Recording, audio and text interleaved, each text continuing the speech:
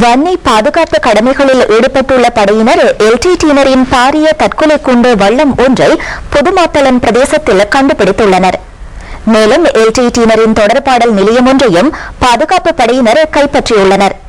இவற்றின் தகவல்களை எமது விசேட நிருபர் அமல் சமந்த தருகிறார்.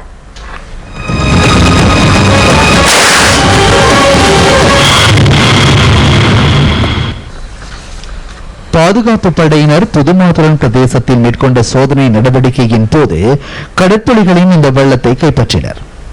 இதுவரை கண்டுபிடிக்கப்பட்ட மிகப்பெரிய கடற்புலிகளின் வள்ளம் இதுவாகும்.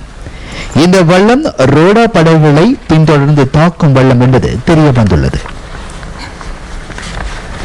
37 அடி நீளமான இந்த வள்ளம் ஃபைபர் கிளாஸால் உருவாக்கப்பட்டது. 496 குதிரை பளு கொண்ட 2 என்ஜின்கள் இதில் பொருத்தப்பட்டுள்ளன. அமெரிக்காவில் தயாரிக்கப்பட்ட 8 சிலிண்டர்களை இது கொண்டுள்ளமை குறிப்பிடத்தக்கது.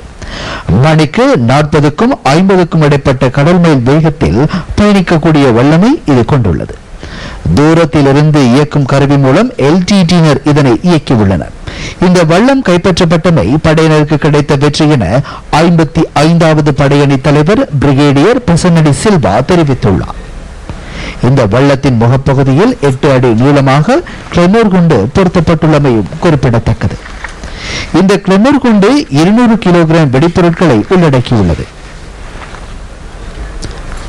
கடலில் எந்த ஒரு வள்ளத்தையோ கப்பலையோ தாக்கும் வல்லமை இது கொண்டுள்ளது. 2 பெட்ரோல் என்ஜின்களும் இந்த வள்ளத்தில் பொருத்தப்பட்டுள்ளது.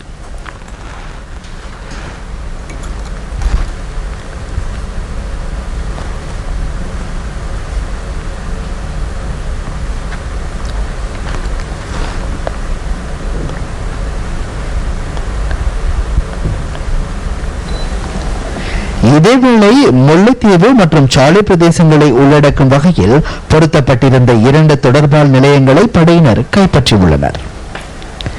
பனைமரங்கள் கூடுதலாக காணப்படும் இப்பிரதேசத்தில் எல்டிடியினர் ரேடார் கருவிகளை பொருத்தியிருப்பதாக படையினர் நம்புகின்றனர். எல்டிடியினர் இப்பிரதேசத்தை விட்டு தப்பியோடிய போது அக்கருவிகளை சேதப்படுத்தியுள்ளனர்.